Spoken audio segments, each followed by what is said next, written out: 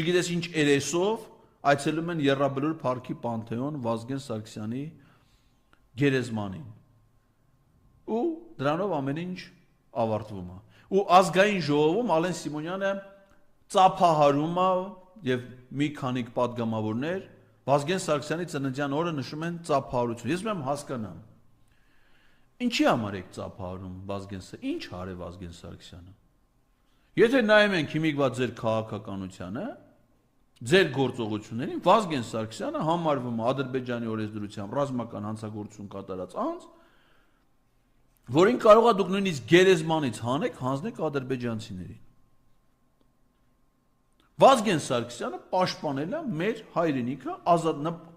մասնակցել է ի թիվս հազարավոր այլ քաղաքացիների, ազատամարտիկների, կամավորների, մասնակցել է հայրենիքի պաշտպանության կազմակերպման գործին։